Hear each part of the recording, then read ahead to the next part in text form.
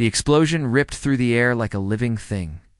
Dust and debris twisted upward, blinding, choking. Soldiers dove instinctively, but one man didn't move. He stepped forward, shielded his commander with his own body, and took the full force of what should have killed them both. Laughter and mockery from hours earlier melted into stunned silence. Before I tell you what happened next, tell me in the comments where you rewatching from. I love knowing who's listening. His name was Marcus Vance, a deputy often underestimated by his peers. In the barracks, they joked about his cautious manner, the way he double-checked everything, the way he kept his emotions buried beneath a calm exterior. Afraid of your own shadow? One had teased. Another had added, maybe he'll curl into a ball before the next mission. None of that mattered now. The sun had barely risen over the base when the warning came. Enemy fire had pinned down a convoy. The commander was trapped, movement impossible without drawing more fire. Marcus felt the familiar tension in his shoulders, the old pull of responsibility. He had no rank higher than deputy, no accolades, but he had a choice: act or watch lives crumble. The air smelled of gunpowder and scorched earth. Heat radiated from the asphalt. Sweat ran down his temple. Round him men and women scrambled, some shouting orders, some frozen by fear. Marcus's eyes found the commander, who crouched behind a vehicle, adrenaline making every movement clumsy. He could have hesitated, but he didn't. The first grenade landed just meters from them. Marcus's hands shook, but only slightly. Time slowed. He vaulted forward, slamming into the commander, rolling them both to the side as the blast thundered behind them.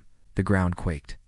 Concrete sprayed like rain. Shouts of alarm erupted, followed by gasps of horror. He thought he'd never see the base alive again. He was wrong. When the smoke cleared, Marcus lay on the ground, ears ringing, lungs burning, but alive. The commander's eyes met his, wide with shock and disbelief. Around them, soldiers emerged from cover, staring at the deputy, who had just redefined courage. Murmurs rippled outward. He saved him. That was insane. The deputy. Pain radiated through Marcus's arm and leg, but more than that, a weight lifted from his chest. He had acted not for recognition, not for glory, but because it was right. The moral line had been clear. Protect life, even when the world laughs at you. 8. The commander scrambled upright, hands gripping Marcus's shoulders. I don't know how to thank you, he said, voice thick. You saved us all. Marcus smiled weakly. You'd do the same for me? The soldiers who had mocked him before stepped forward, their expressions transformed from derision to awe. The youngest of them, who had whispered cruel jokes just hours ago, knelt to help carry debris away. Respect didn't need to be earned with words. It had been proven with action. As medics rushed over, Marcus felt the warmth of solidarity he had never expected from the very people who doubted him. He allowed himself a moment to breathe, to register that bravery wasn't always flashy. That sometimes it was simply choosing to stand when others would fall. Because courage, he realized, is quieter than laughter. It doesn't demand notice. But when it acts, the world cannot ignore it.